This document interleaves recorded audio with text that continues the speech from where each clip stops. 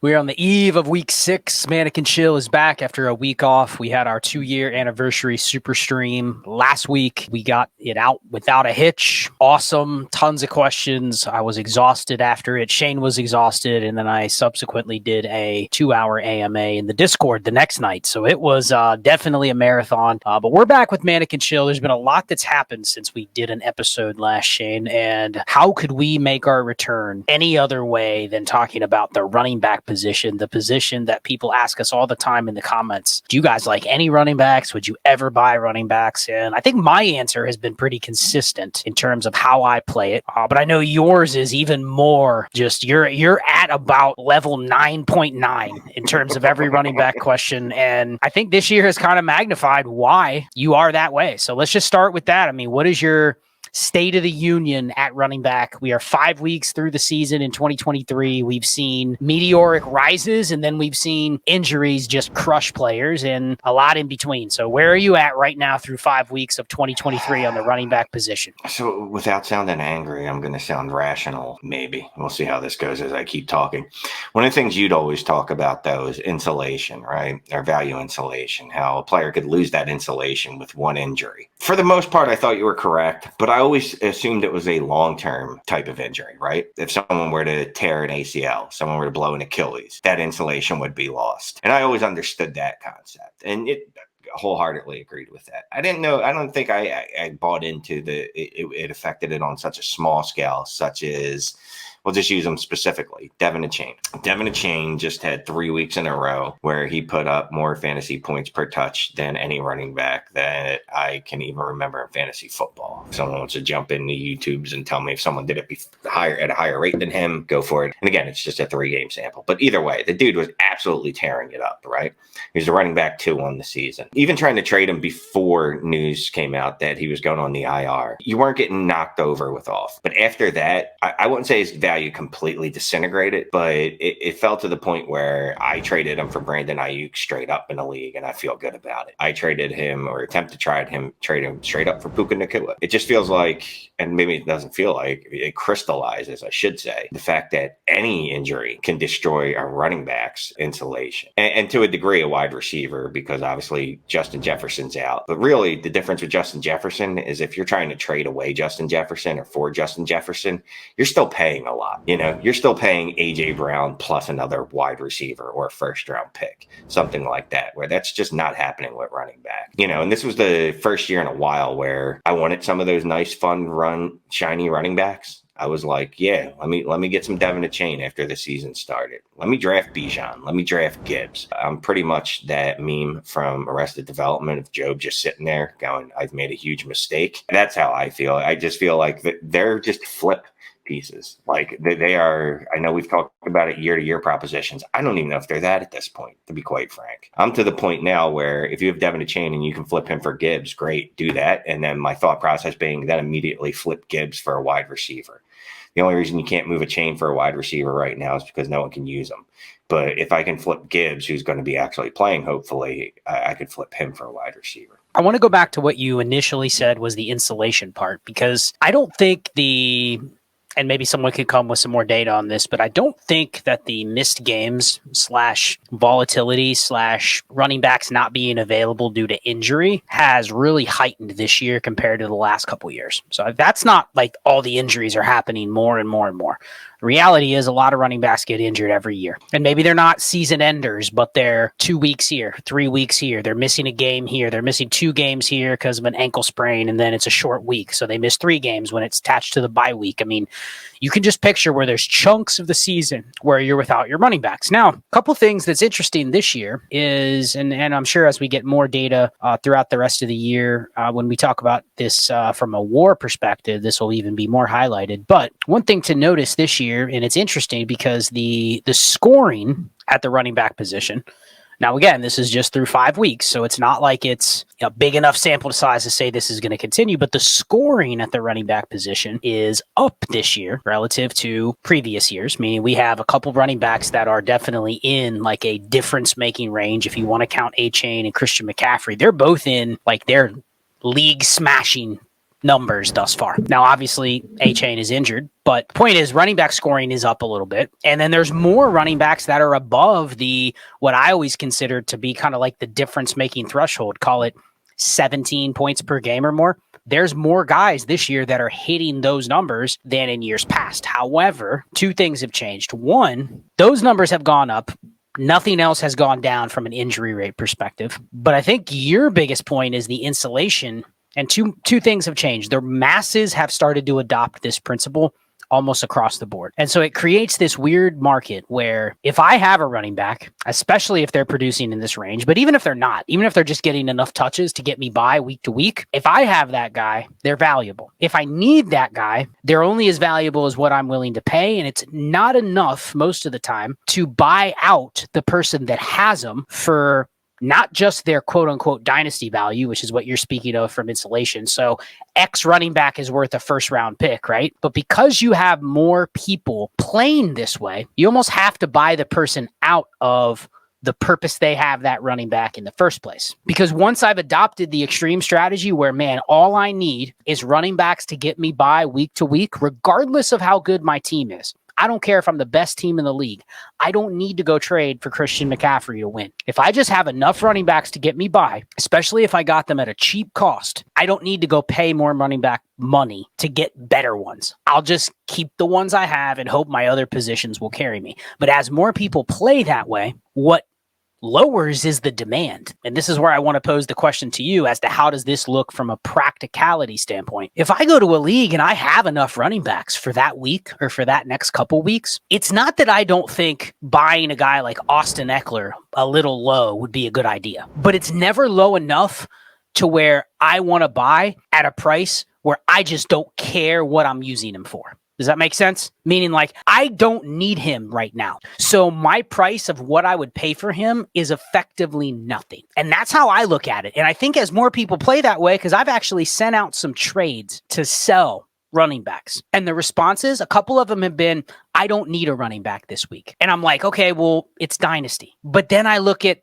the running back I'm trying to sell them and I go, they don't want to start him this week. And next week is not guaranteed. So why would they give up a second and a third for the running back today when they don't need them? And I look at their lineup and they already have 3 running backs in the same tier in their lineup. And that's the position, Shane. So when that's the approach, and that's what the mainstream is doing, and that's what half the people in every league are doing, it's the demand that is gone. The demand is only as good as the person that needs a running back. Hey, I need a running back this week. You want to trade me one? Okay, I'm more apt to go and pay the keep trade cut price. If I don't need them, there's zero value, which is why you kind of feel like, hey, sell them when I can. Now, you go more to an extreme, and I want you to talk about that. You just sell no matter what. You don't even look at, do I need them? You'll just sell every running back and go from there. So how do you play that on teams where you're trying to win? How do you play it when you're sitting on a guy like Kyron Williams and you've just been riding it? Aren't you tempted just to keep riding it or no? What's your strategy there? So there's a giant thought process that goes into that, and it goes, oh, running back, bad, sell him. Literally, that's it. I don't care if I need to start him, is where I'm getting to. Just get out now, get the value. I have that for later. What I'll do at the end of the season, I'll spend thirds. Like, I'm getting even more hardened to the process of the running back, how we play running backs. I'm disappointed in myself for wasting rookie picks on them, to be quite honest with you. Even in the cases where I said that, we talked about it offseason. If you're not ready for Bijan, teams that aren't ready for Bijan. I don't even know that I should have drafted Bijan, period, on teams that were ready for it. And the reason I say that is because I've been trying to sell Bijan pretty much since the day I drafted him. And nothing has increased his value to the point where it's worth selling him for me. He's had 20-point games. He's looked like a monster. He's had the explosive plays that look good on television. Short of having a Devin a chain week, he's done everything you want the number 1 pick or the number 1 running back coming out of the draft to do for their value to seemingly increase. And honestly, the best I was able to do for him is today I traded him at cost to you. I traded him for a first and a late first, like hopefully a mid first and a late first. And to me, that's just cost. That's not making any real profit on him. That's just getting out while I can. Justin Jefferson being injured, taking that as a chance to move Bijan for Justin Jefferson. Every league I'm in, I sent that offer out that I have Bijan, obviously. And that's 6 leagues now. 6 leagues I have Bijan in. Again, it doesn't matter where I'm at in the standings either. Like, this is irregardless. I just go in, I go, he's on these 6 rosters. I think 4 of them are competing, 2 of them aren't. Really doesn't matter to me. The trade went out in every one of them, which is, that's not going to help me over the next 4 weeks, 5 weeks when Justin Jefferson's sitting out. I'm trying to make up a 20-point difference. I'll find another running back, put him in there for 10 points. I can live with the lost production if I can get the future production of Justin Jefferson and the value, more importantly, back of Justin Jefferson. Yeah, I mean, I don't mind that deal regardless of the injury to Jefferson or not. I think there has to be an acknowledgement, though, that you do. And again, a lot of this has to do with your format. We get questions on the streams that are extremely shallow leagues and extremely deep leagues. You need to have an understanding of how to decipher, okay, where are the line or lines of where players matter in my format and be able to adjust to that. I think that's the first thing you have to do when you're in a league is understand where that line is and compare that to the current landscape of production and market value. This is the threshold of player that I'm looking for, and everything below that is only a mechanism to get me something better in the future. I just might have to mask it to end up getting that stuff in the future. So you get questions about shallow leagues. Okay, second round picks are worthless. Well, no, not necessarily. They're worthless if it's a mechanism to allow you to get something better down the road when you have the right type of assets that you might find somebody that makes a deal where you go, they probably shouldn't make that deal, but because of the form of the offer that I made, they're willing to do it. Same thing with deep leagues. And so I think once you do that, it becomes a weird catch-22 because I could sit here and say, and this is basically the strategy that I've adopted, and here's my line of thinking, that if this continues, and let's face it, I mean, this show,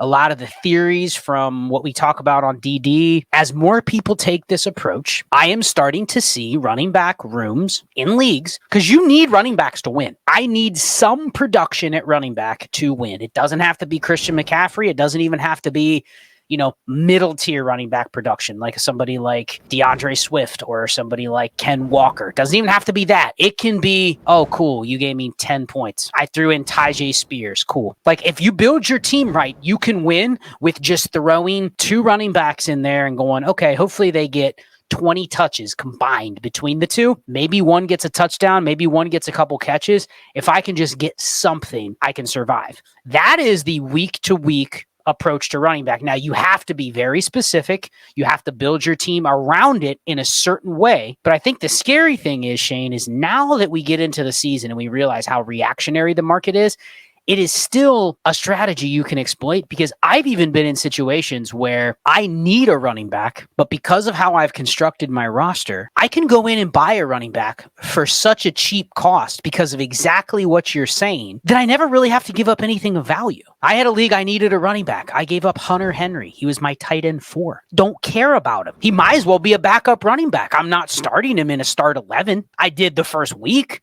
But I have a couple other tight ends that I'm like, they're pretty much the same thing now. So if you want Hunter Henry, sure. If you think about that type of strategy, though, if I can just play this game week to week, and I know that the dynasty market is such where anytime I need a running back, I can go as slim as possible. Anytime I need a running back, there will be 6 Shanes that are willing to sell me whatever one I feel like I want to get for that week. You'll sell them to me at market cost. So if you kind of get where I'm going here, this is a dam that's going to have to break at some point. And I don't know how that breaks, but I guess my last question for you to just kind of end this topic on a teaser, because we can continue it later on. If you are seeing somebody that's playing that way, okay? So I come to you and I go, Shane, I need a running back this week.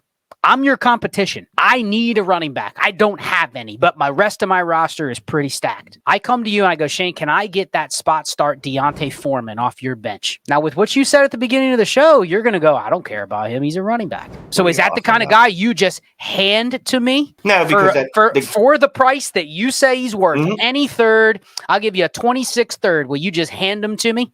Yeah, so here's where we get into the game theory aspect. That's what I want to hear, because at some point when both sides are doing this, right. I get it, playing nice. Hey, Shane, you need a running back. I'll give one to you. I need one. You give one to me. That works great until we're fighting for a playoff spot. How do you play that? I'll remove any running back on my roster for a second round pick. Not any running back, but you get what I'm saying. Obviously not Bijan, CMC, etc. But the majority of the running backs, I'm fine with moving for a second. Generally, once you come in lower than that, and that's even against the competition. That's even guys that I'm competing against. Now, obviously, it's what about the really low ones? We're talking the bottom of the barrel. Justice Hill, Gus Edwards, those types. And you're like, here's a third or a fourth, then I'm Yeah. going no.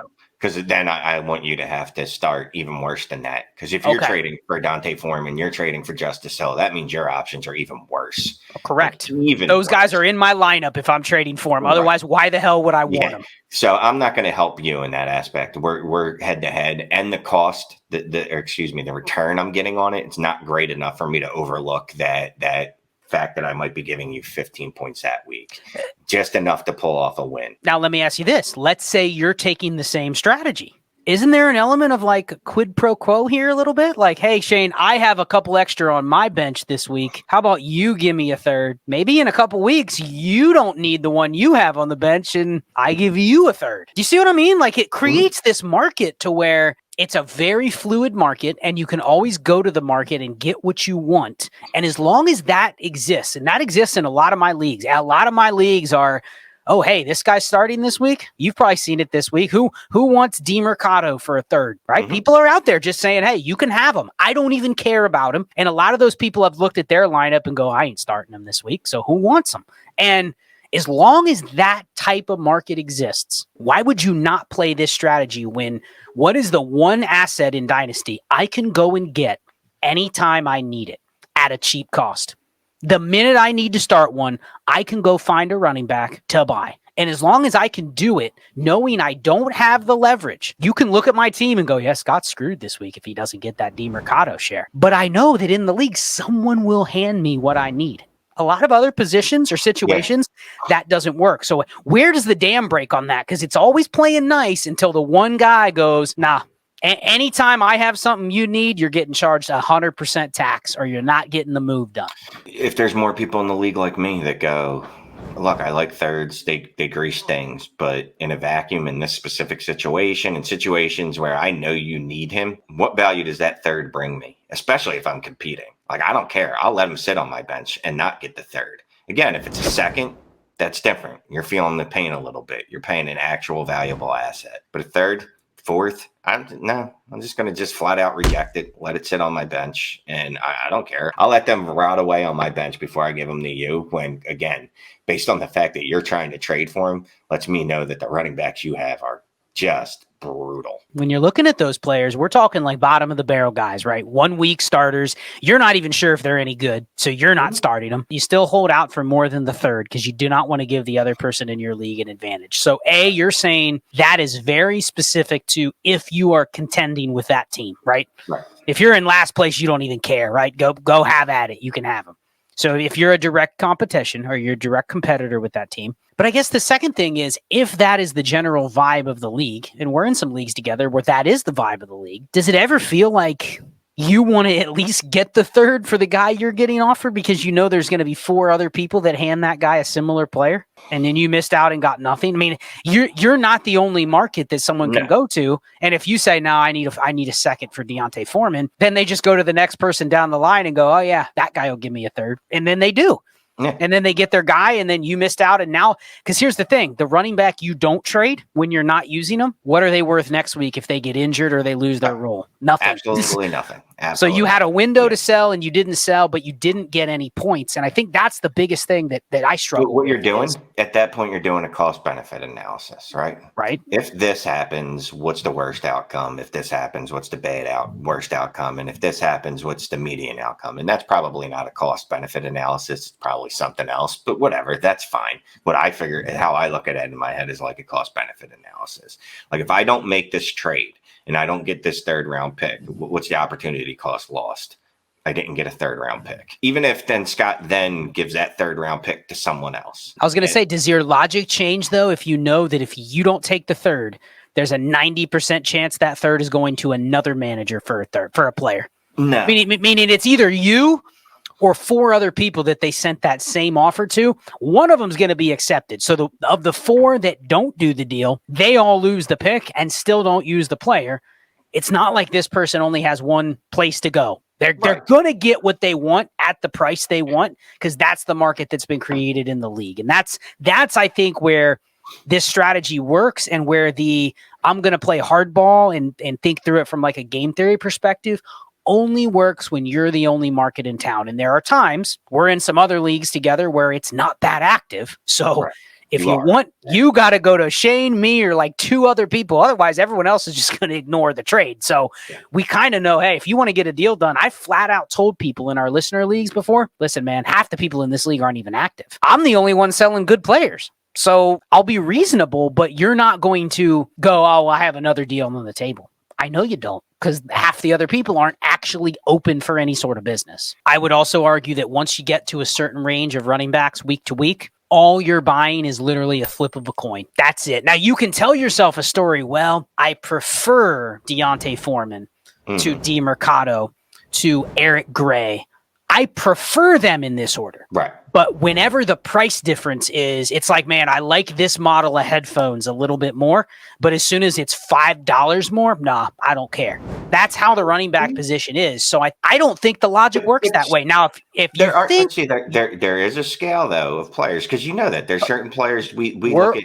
When we're talking the bottom, this discussion is bottom of the barrel. This is, I need 7 touches this week because my rest of my team is stud. I need 6 points at running back. I'm not paying for that because I know I can go get that for nothing. And as long as somebody is willing to pay it, then, you know. I don't even know why you're wasting your assets there if the rest of your team's built like that anyway. But I get your point. That's a hypothetical. But the point is, when you get in this range, I'm looking for a occupiable body. That's it. I don't care about the name, the team. My asset is literally, it's like lighting a match. It's as soon as it's lit, it's done. There's no rescuing it. So I acknowledge when I send Shane the third for Gus Edwards, it's evaporated. It's done. I'll never be able to sell him again. In fact, very soon I'll probably be cutting him in 4 months. Like that, I know that when I spend it. So I don't know. It's an ongoing topic. I'm just very curious as to how do you stop the market like this? And maybe this is a future show, but as long as everyone keeps playing this way, I think this is the reason to back to where you started with this topic. And it goes all the way to the top. This is the reason why even running backs where I go, Shane, does David Montgomery have any value? And you're going to go, I mean, yeah, he scores points, but there's a reason you put him on the block and people are like, no, I'm good. I'll take the guy belower than him who's cheaper. That's it.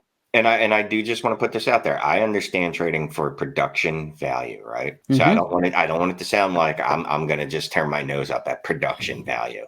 Would I pay a second for David Montgomery? Would I pay a second for Isaiah Pacheco? Yes, I would. It's just that I would also do that knowingly and expecting that, like you said, with the Gus Edwards, for it never to have value again.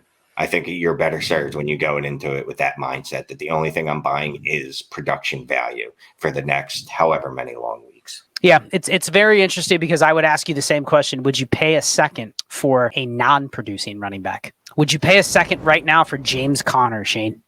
Right, and that's just because he's not producing, because he's not playing. Essentially, the theme of this show is there is no value in the running back asset itself. Even to Shane's original point, he's talking about the cream of the crop, Bijan Robinson, and he's scared of the asset value. Because we just seen Devon Achane, running back 4, goes down, market crashed 40% overnight. And that just speaks to even a guy that is a rookie that's looked better than you could ever possibly imagine. He's going to miss a month, and it's end of the world. Market's crashed. It's over. Yep. And it's not just he's worth less. You can trade him for less. It is the people that are even interested in him is down. 8 people might have bought him before this. 1 person or 2 people might buy him now. And that's what I mean when I say I don't want to hold running back equity on my roster. And for me, it's just above how much I need to produce. Everything above that can get sold. Shane's a little more extreme, but I think that's the topic. I think it was a good one. Any final thoughts on it? What I like being is challenged in the comments. If you disagree, hey, disagree vehemently and let me know why. If you think there's something we're missing in the market, because look, we all have blind spots. Let us know. All right. And I appreciate everyone listening. Join the Discord. It's patreon.com/allgas. I'll check out our tier in there, and we'll have these discussions and go a little bit more in depth with some personal advice on your leagues as well. So check that out. We'll be back next week with another Mannequin Chill, and enjoy week 6.